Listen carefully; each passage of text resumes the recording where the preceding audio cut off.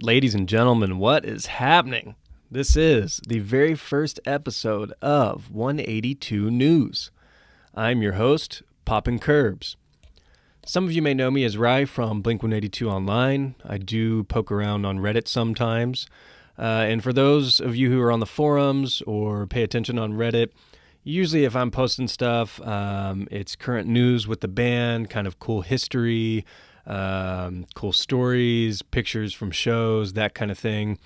And so I was thinking about this a couple weeks ago, and I love podcasts. I listen to podcasts all day. I love Blink. I can talk about Blink all day. And so I said, fuck it. I'm going to make my own podcast. And here we are. So first off, what to expect from 182 News? Obviously, given the title, my goal is to kind of keep everybody up to date on the latest news about Blink, as well as sideband land. I need to trademark that. But I will sprinkle information in here about Simple Creatures, Angels and Airwaves, whatever the fuck Travis is doing that week.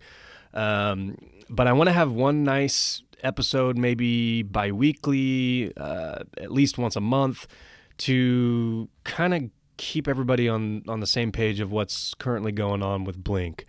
It's an exciting time to be a Blink fan. There are so many things going on, and instead of having to dig through the newest Reddit post or page 700 of the Blink general discussion page, I want to have this in one nice spot for everybody. As far as the length of the episodes go, I'm hoping to keep these between 30 and 45 minutes. That would be the goal for me. I listen to podcasts all the time, and I don't have time for 2 to 3 hour podcasts. I don't know how anybody has fucking time to record those or play those throughout your day. So I'm going to try and keep these pretty short and sweet.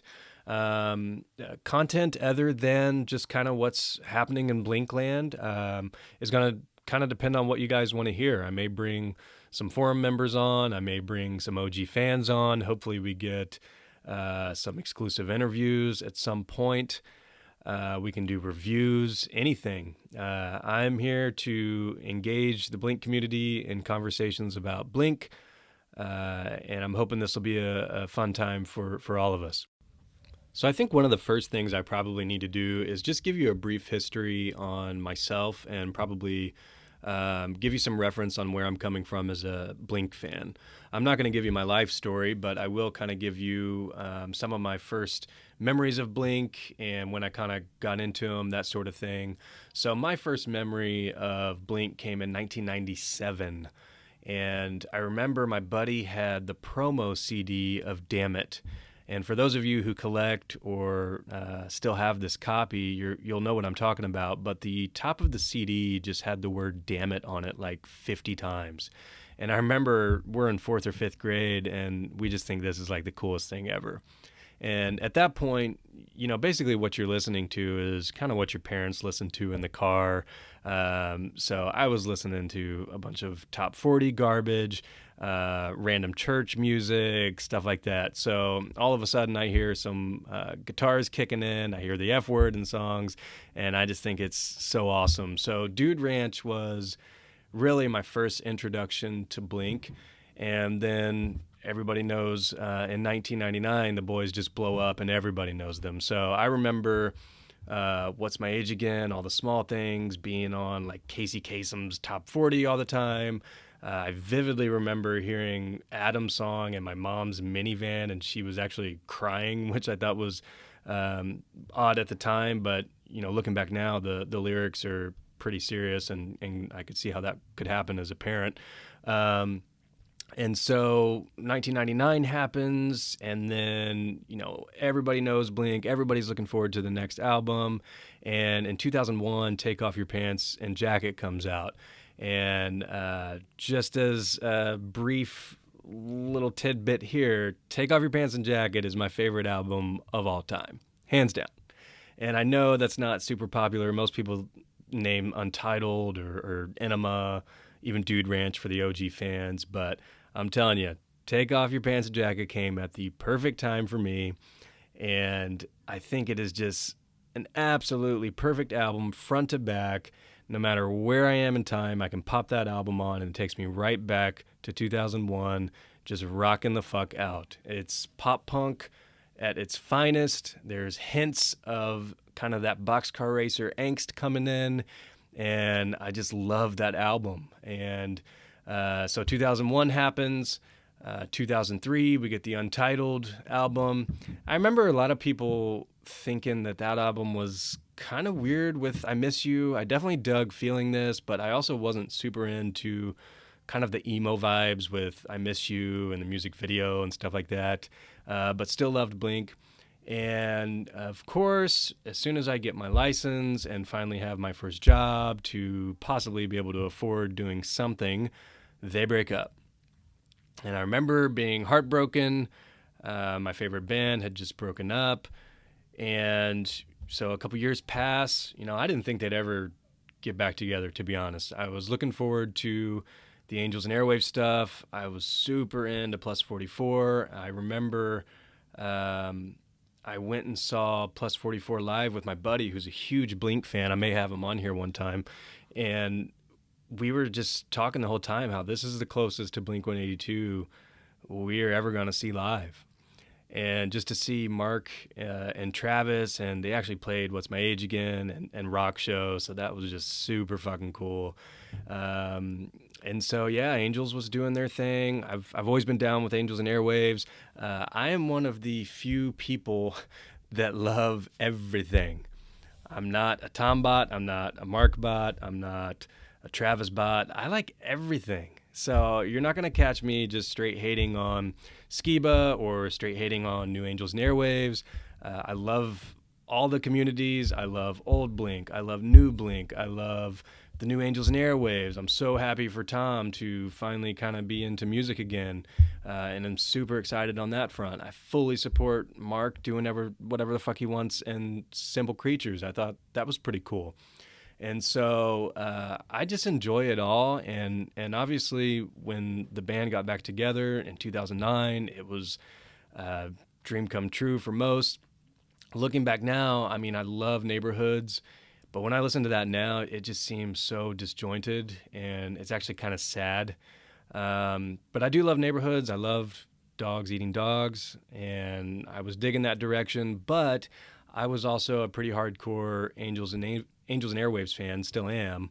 And so I could get how maybe some old school Blink fans weren't really down with the synths and kind of the delays and stuff like that. And so I totally get it. But I think we're at a point now where everybody's happy. I don't think there's any bad blood.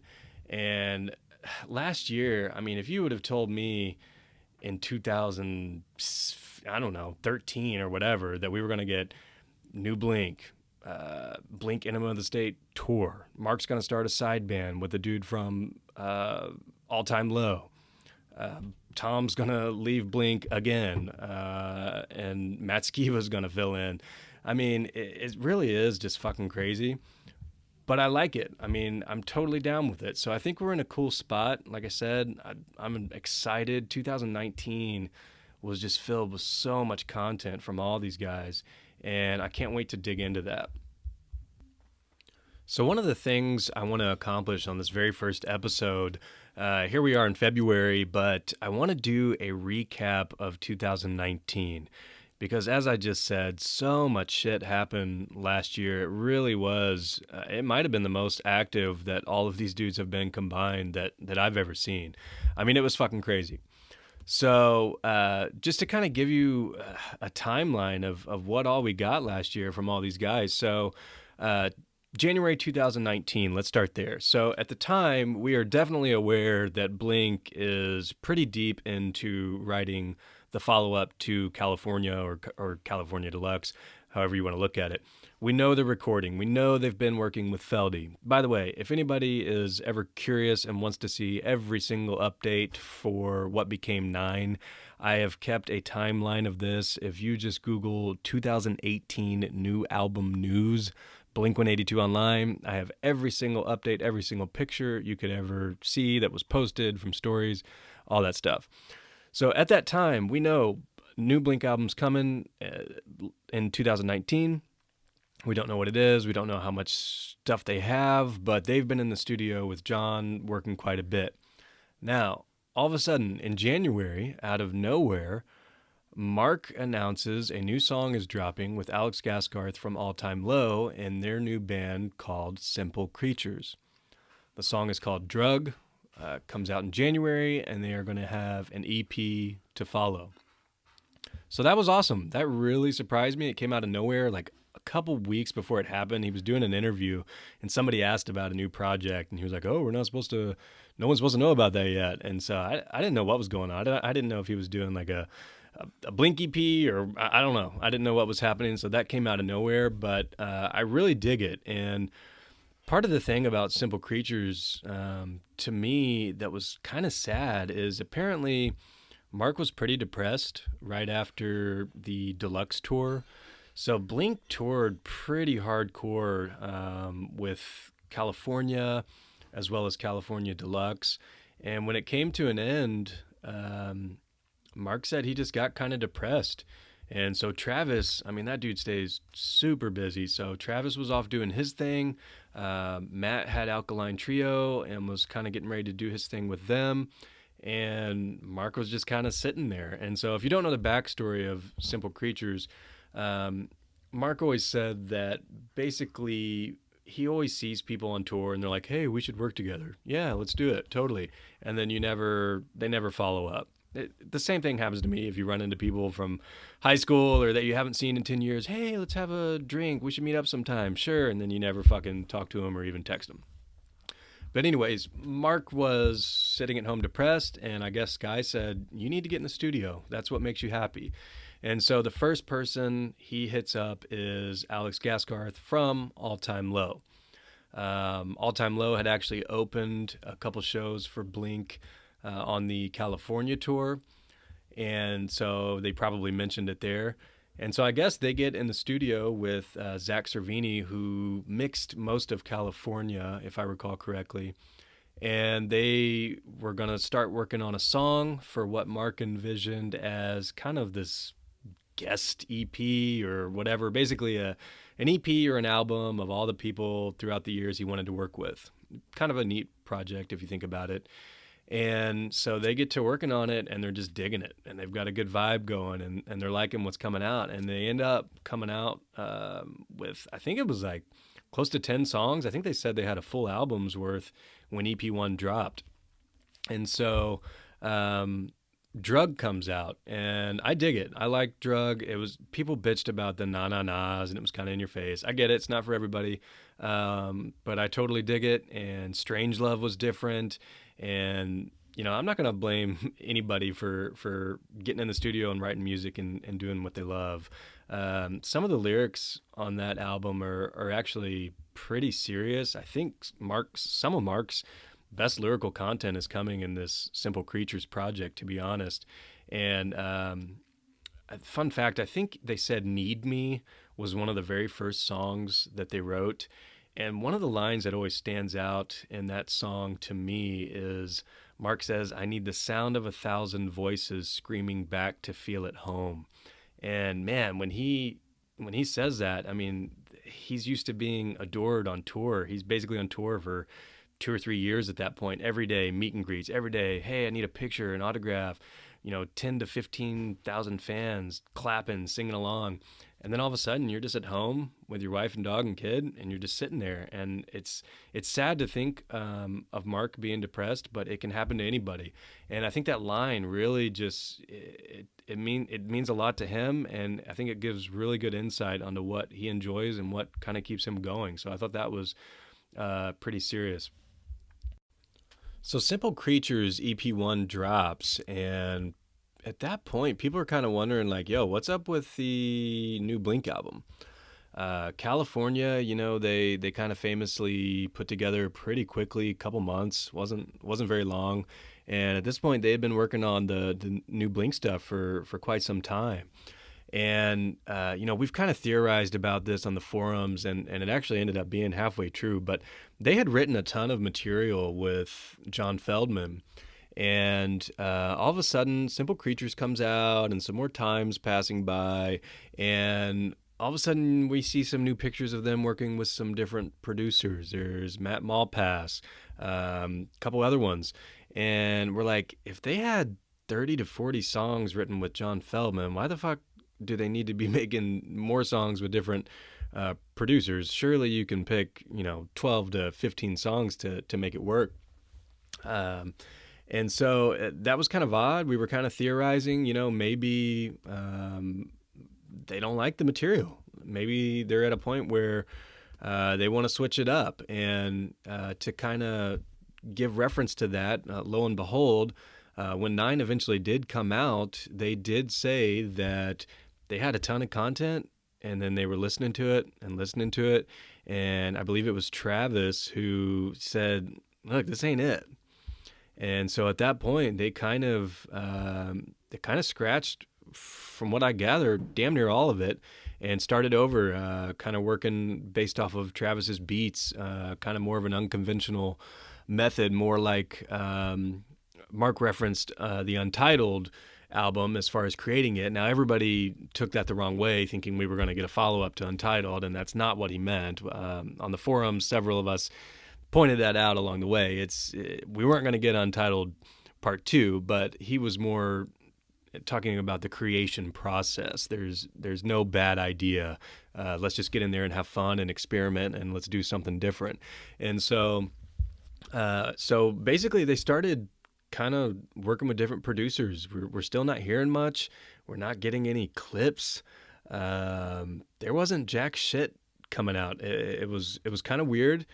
And so summer starts approaching, and we're trying to figure out what's going to happen about that. And Mark did some sort of talk. I can't remember if it was at Harvard or Yale, some university somewhere. And I remember someone asking him what was coming up, and he said, "Well, they want to book a tour for this summer, but the album's not done, so we'll see what happens." And not too long after that, they announced the tour with Lil Wayne. And it was kind of random, but, I dig old school Wheezy, so I thought it was pretty cool. And, I go and check Reddit, and I'm looking online, and God, I mean, people are just going crazy about this in the absolute wrong way, thinking it's the worst thing in the world. And so people were bitching, and they ended up kind of switching it at the last minute to this Enema of the State 20th anniversary tour. And they even came out with a new poster, and they filmed the What's My Age Again kind of mashup with Lil Wayne that, of course, people bitched about, even though it's fun. It's not that big of a deal, guys. It's just a little promo. And so they ended up kind of touring Enema of the State. And yeah, it probably was a last minute kind of marketing move. People kept pointing to ticket sales and stuff like that. I don't know. Who knows? But I do know that the Enema of the State 20th anniversary shows were super special. I went to 2 of them.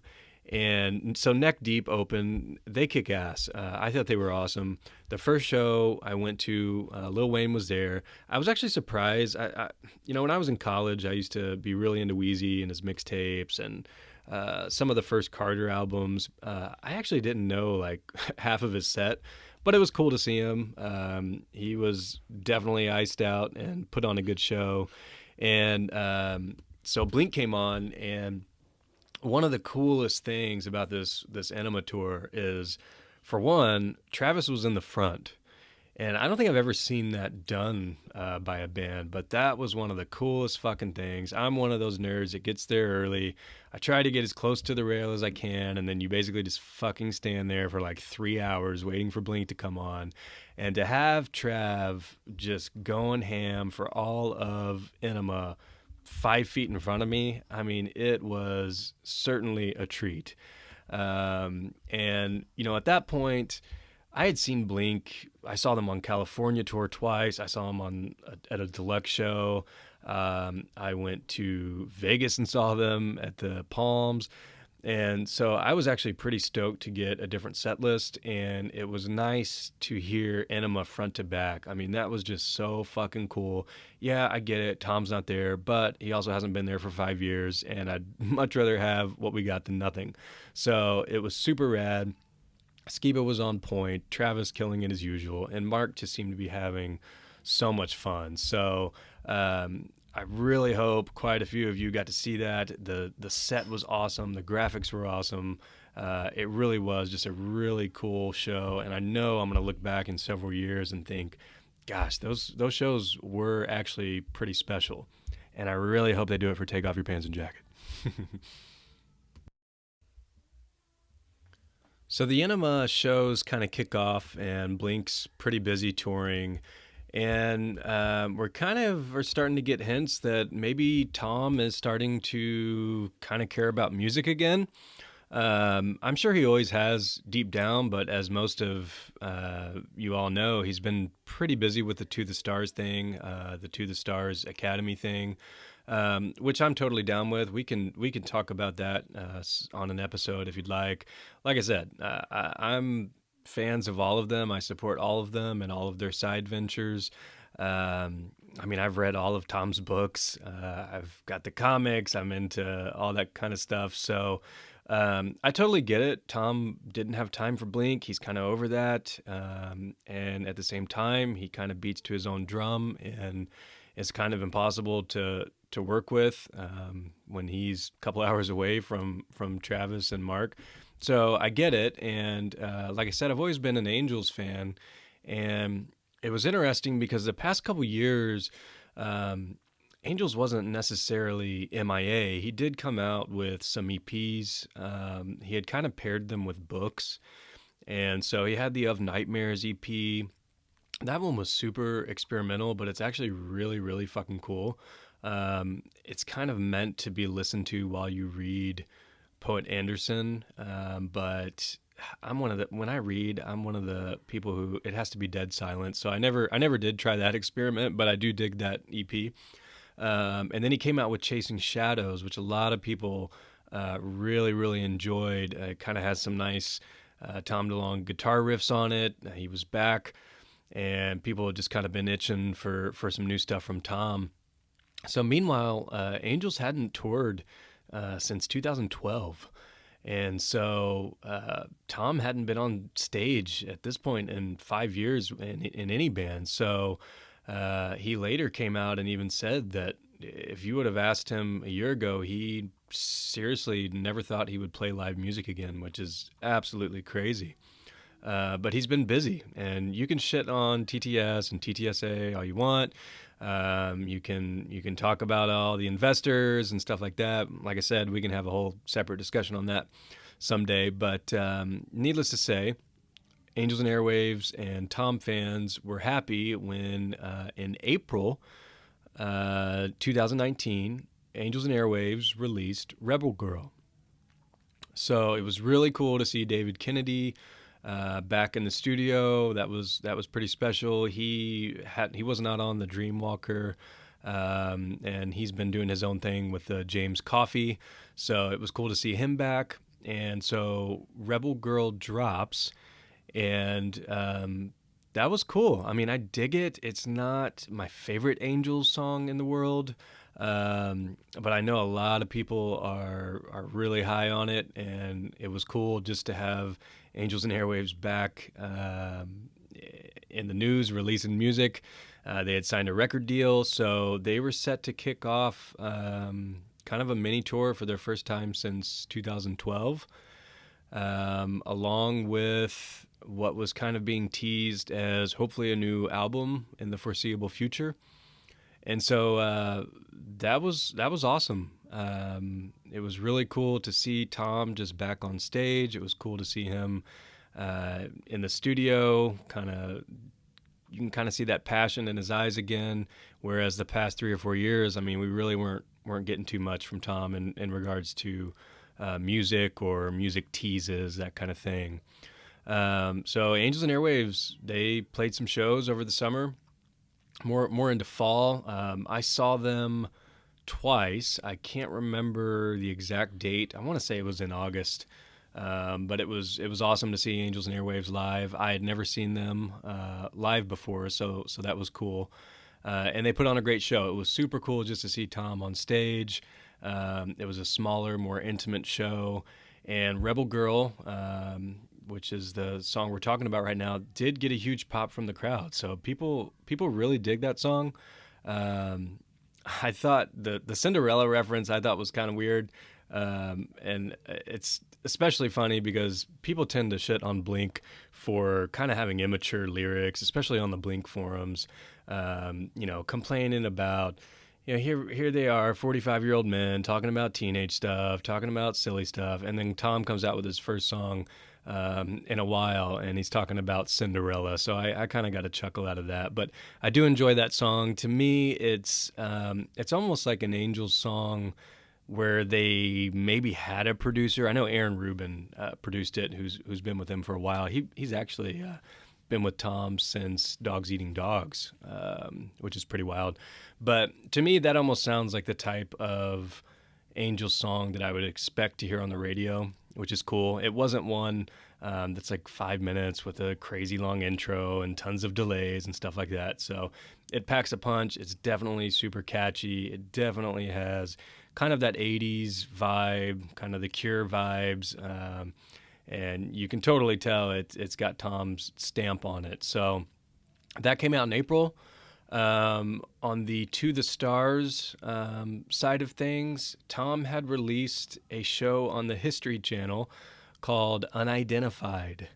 And there were 6 episodes, and I watched them. I thought it was pretty interesting.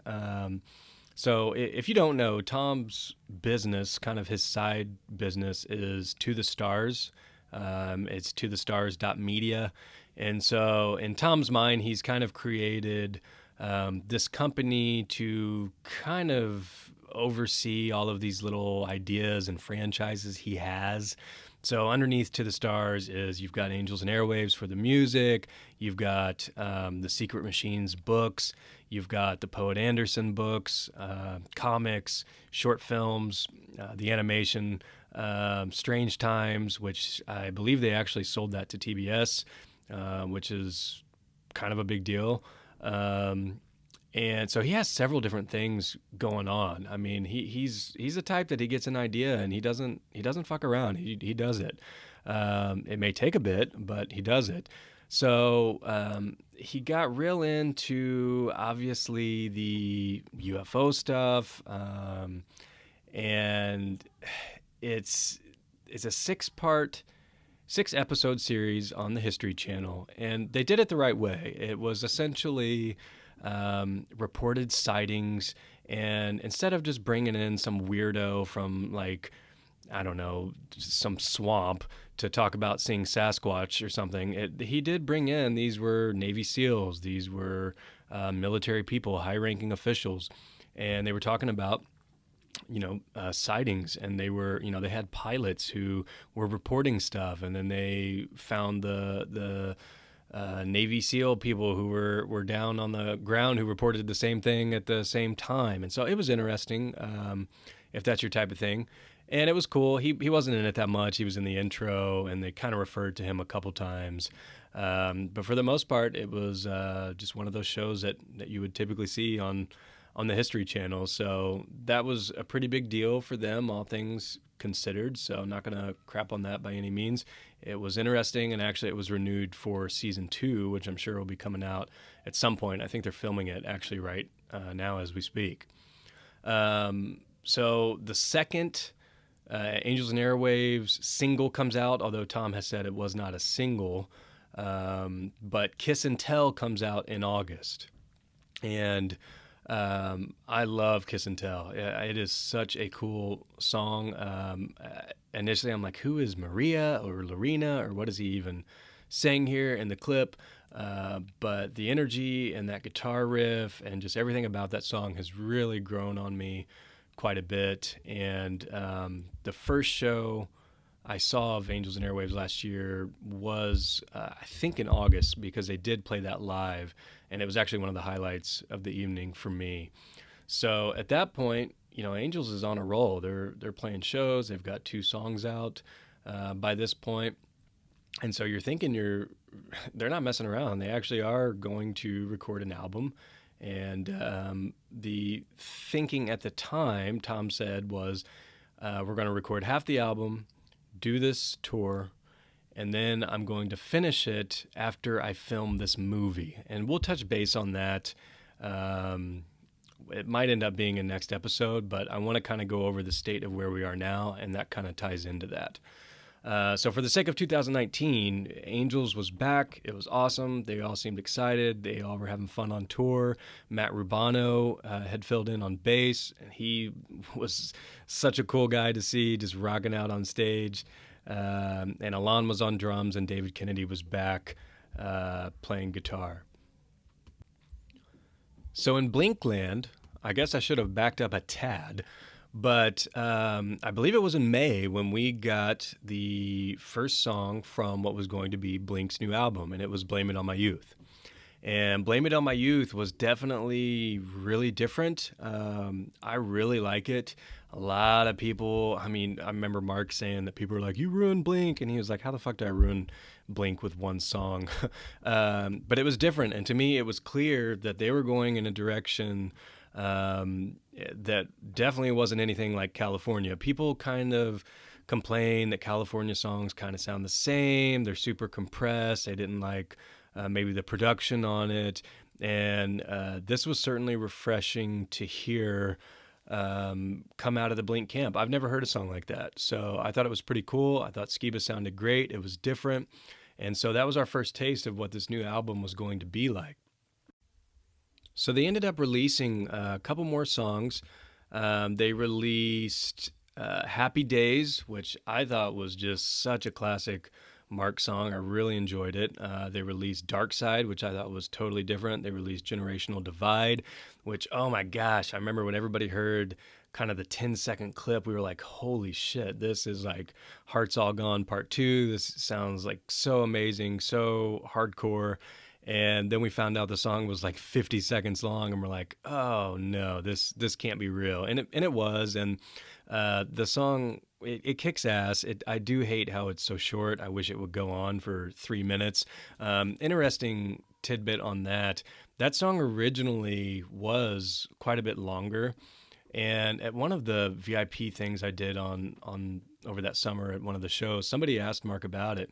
And he said that he wrote the song after he got in a fight with his son, Jack, and he had dropped him off at school. And the first part of the song was kind of like a ballad, like a Beatles ballad. So I'm assuming it was kind of slow. And then at the very end, it kicks into what became Generational Divide. And I guess they just didn't like the first part and ended up just keeping the last part of it, the final, 52, 53 seconds or whatever it is. It's short. And so, it packs a punch. It's super crazy. Travis is going off. They didn't play it live at any of the shows I went to. They did play it a couple times, although it fell off the set list, I think, pretty quick. And on the album itself, I kind of like where it is on the album, but as a standalone thing, it was kind of random, I'd say. So at that point, we were looking forward to the new Blink album, which was set to come out on September 20th. It took a long time to finally get the album artwork, to finally get the album name. And ultimately, they decided on 9, which was kind of random. There were 4 or 5 other names that Mark and Travis said had been tossed around, but ultimately they didn't feel like they kind of fit it.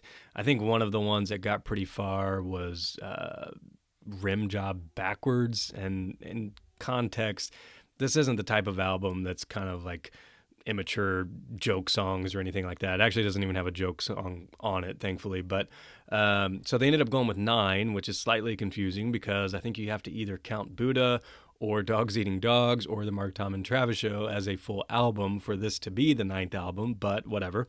The album art itself is really awesome. It's by a dude I know on Instagram. His name is @RiskRock, and he's famous for kind of doing these different color collages. If you look at his stuff, you know immediately it's the same dude who did this album.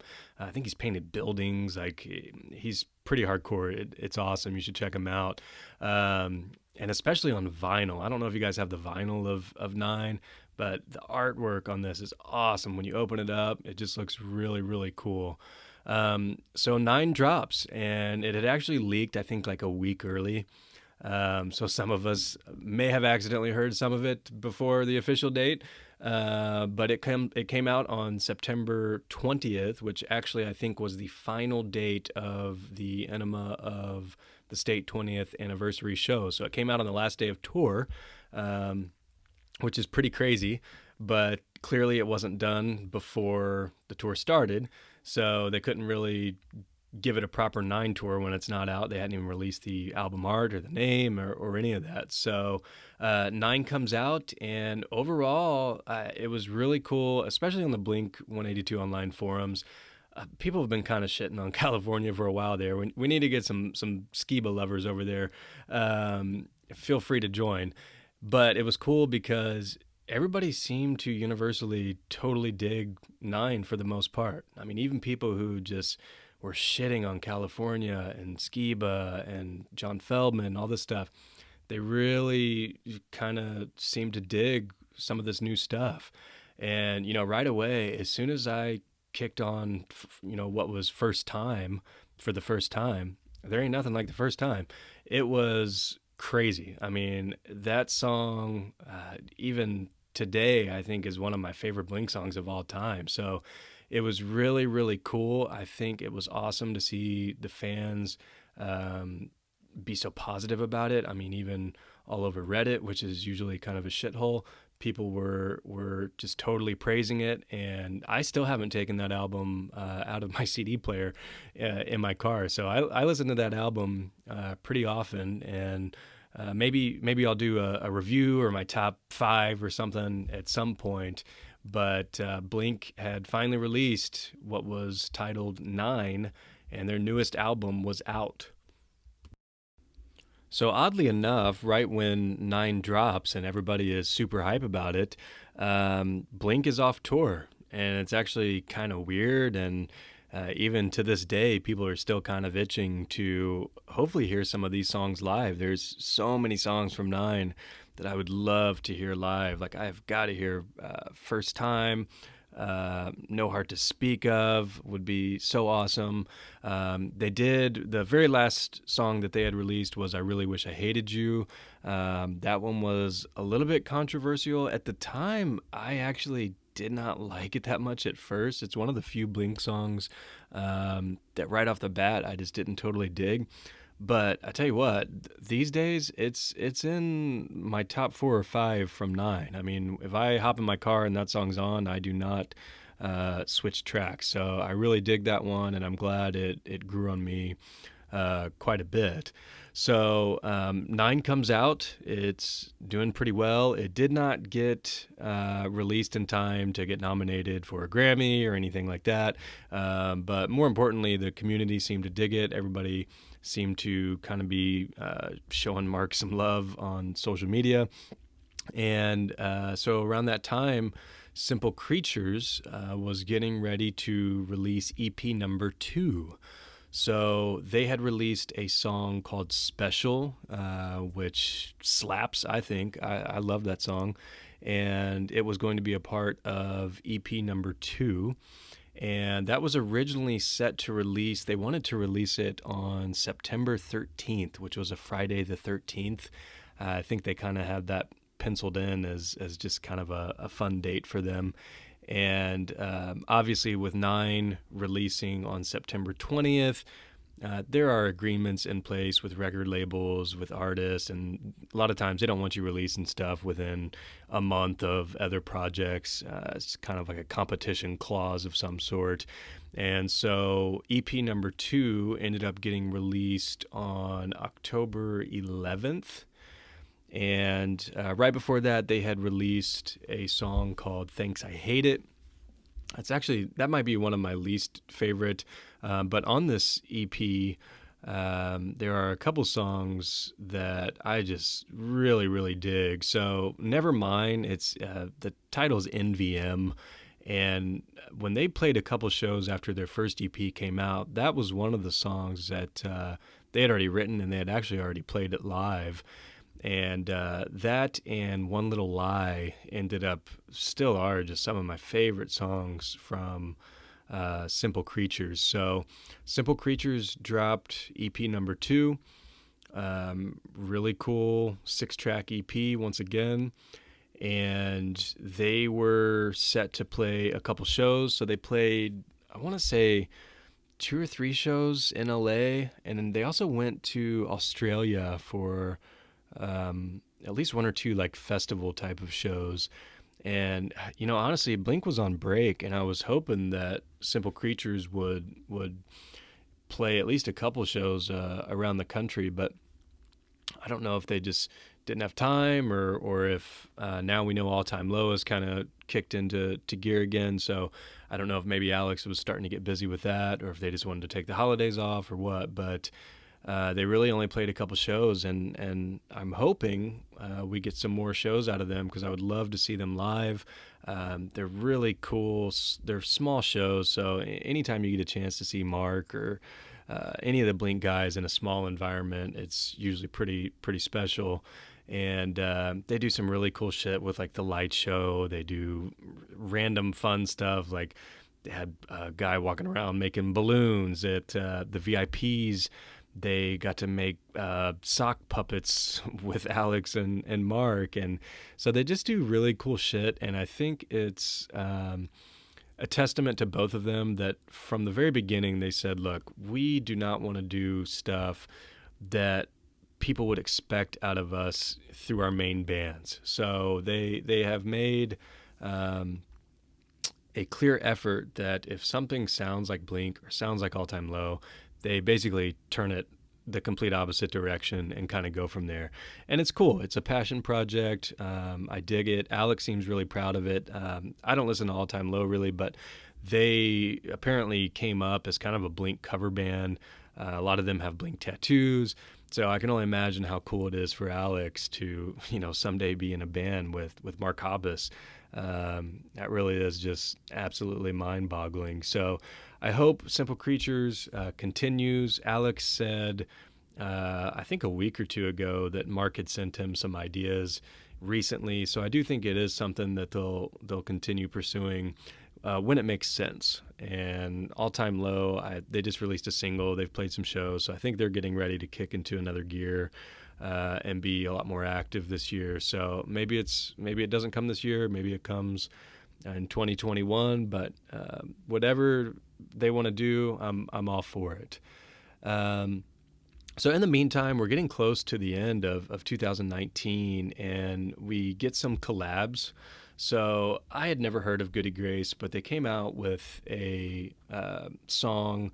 It was Goody Grace featuring Blink-182 called Scumbag. Travis seems like he's really good friends with Goody Grace. I know he rocks Famous gear. He's been doing a lot of stuff with MGK. And so I don't know if that was kind of a favor or an in from him, but Scumbag comes out. What struck me as odd is Matt's nowhere to be found. And even though it's saying it's featuring Blink-182, to me, I would like Matt there even if he didn't have anything to do with it. I don't care if he plays air guitar for the music video, but that just was kind of odd. And so then they come out with another song with the Chainsmokers, which they actually just popped out live with them and played it one day. That song I really dig. Once again, no Matt, which strikes me as a bit odd. But the Chainsmokers have since came out with a couple like making of P.S. I Hope You're Happy, and Skiba was there at least at the beginning. I don't know, he doesn't show up in too much of the videos they posted, so I don't know if he just dipped out or what, but I do like that song quite a bit. And then Mark was featured on an XXXTentacion song called Fade to Black. Not going to get into kind of the controversy around that. I will say that Mark's verse in that is pretty deep. I mean, he's saying, one of the lyrics, and I think I've only listened to this song once, maybe twice, and one of the lyrics that stuck out to me was he says something along the lines of, everything was perfect just an hour ago, will you remember me tomorrow?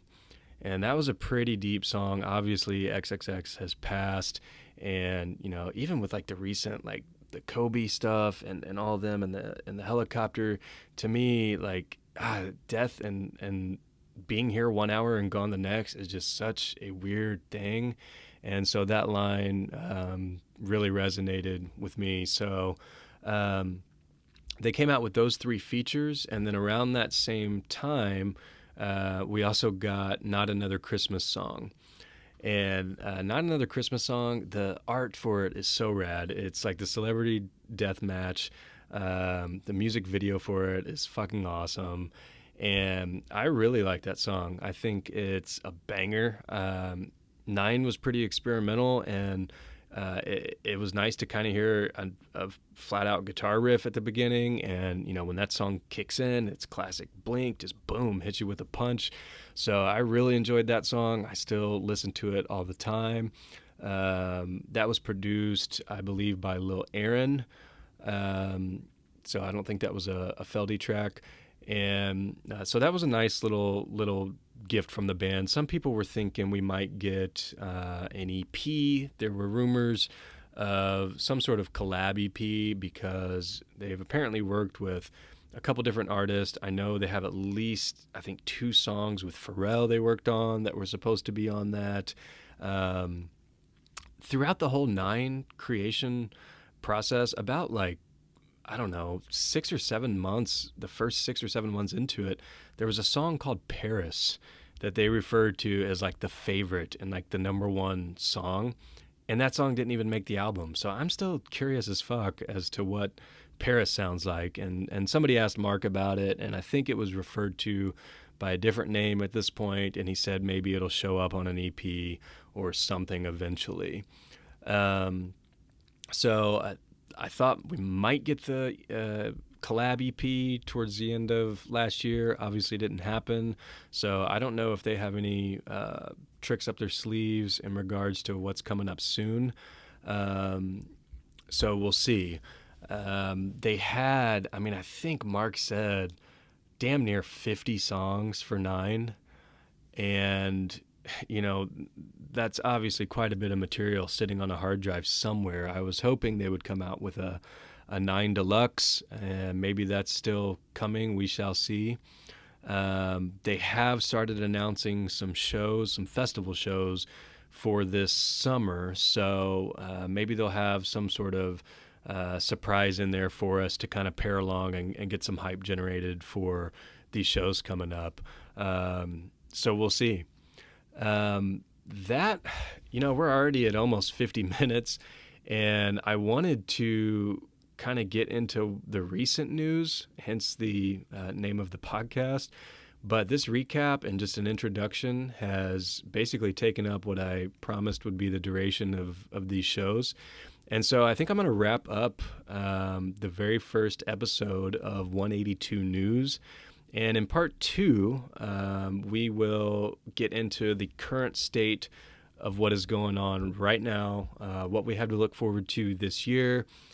We've got tour dates, like I mentioned. Angels is playing more shows. They're supposed to have an album coming. And so the next episode, we will take a dive into that. And in the meantime, I really appreciate you guys checking out this episode. If you've made it this far, it will be a miracle if I somehow figure out how to get this into iTunes. If you want to give me a follow, my accounts are at @PoppinCurbs.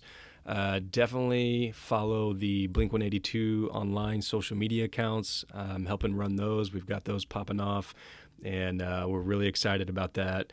And once again, thank you guys for listening. I'll catch you next time.